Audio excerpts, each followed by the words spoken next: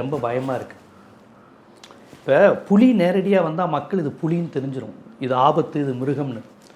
ஆனால் பசுத்தோல் போர்த்திய புலியாக வருது, இவன் இதெல்லாம் பசு தானே அப்படின்னு விளாண்டு பார்க்குறான்.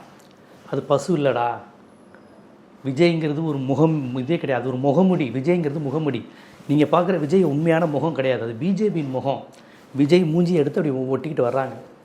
விஜய்க்குன்னு ஒரிஜினாலிட்டி கிடையாது, இண்டிவிஜுவாலிட்டி கிடையாது, அரசியல் அறிவு கிடையாது, ஸ்டேட் ரைட்ஸ்னால் என்ன, மாநில உணர்வு எதுவுமே கிடையாது.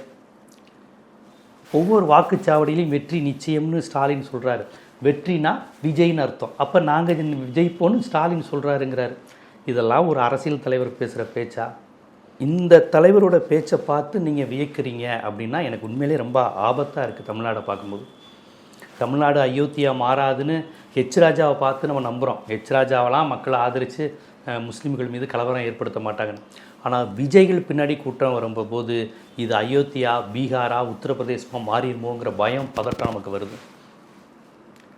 இப்போ நீட்டை ஆதரித்து பேசியிருக்கிறார் விஜய். விஜய் ரசிகர்கள் யாருக்காவது இந்த ஆபத்து புரியுதா? விஜய் ஏன்டா ஆதரிக்கிறேன்னு கேட்டால் ஒருத்தன் சொல்கிறான், எங்கள் வீட்டு பக்கங்க கால்வா வெட்டி போட்டிருக்காங்க, இதை கண்டிக்கணுங்க. இதுக்கும் விஜய்க்கு என்ன சம்மந்தம்? இந்த திராவிட ஆட்சி, ரோடு சரியில்லை. சரி, விஜய் வந்து அதெல்லாம் மாறிடுமா? மணல் கொள்ள போயிடுமா? Quarry contract. விஜய் கட்சியில் இருக்கிறவங்க யாராவது ஒரு தரமான நபர்னு தெரியுமா? விஜய் கட்சியில் சேர்ந்துருக்கவங்க யாராவது ஊழல் குற்றச்சாட்டு இல்லாதவங்கன்னு தெரியுமா? விஜய் கட்சியில் சேர்ந்துருக்கவங்க யாராவது ஒரு நல்லவங்கன்னு தெரியுமா? அந்த கட்சியில் வாய்ப்பு இல்லாதவன், இந்த கட்சியில் வாய்ப்பு இல்லாதவன், பெரிய பெரிய முதலாளிகள், பண முதலாளிகள் தானே அங்கே சேர்றாங்க. அவங்க எப்படி இவங்களுக்கு மாற்றாக இருப்பாங்க?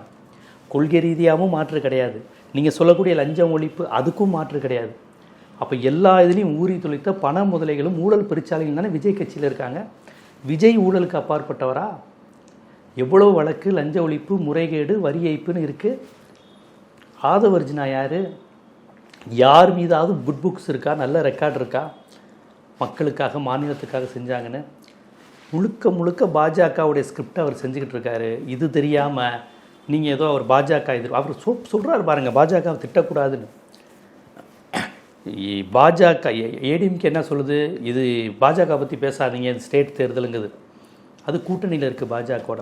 இவர் என்ன சொல்கிறாரு? பாஜக பற்றி பேசாதீங்கிறார். அப்போ விஜயோட கொடுக்கப்பட்ட அசைன்மெண்ட் என்னது? பாஜகவை பற்றி யாரும் பேசாதீங்க, பாஜகவை பேசாதீங்க. ஸ்டாலின் என்ன சொல்கிறாரு? பாஜகவை பற்றி மட்டும் பேசுங்கிறாரு. புரியுதுங்களா எங்கே வித்தியாசம் இருக்குன்னு?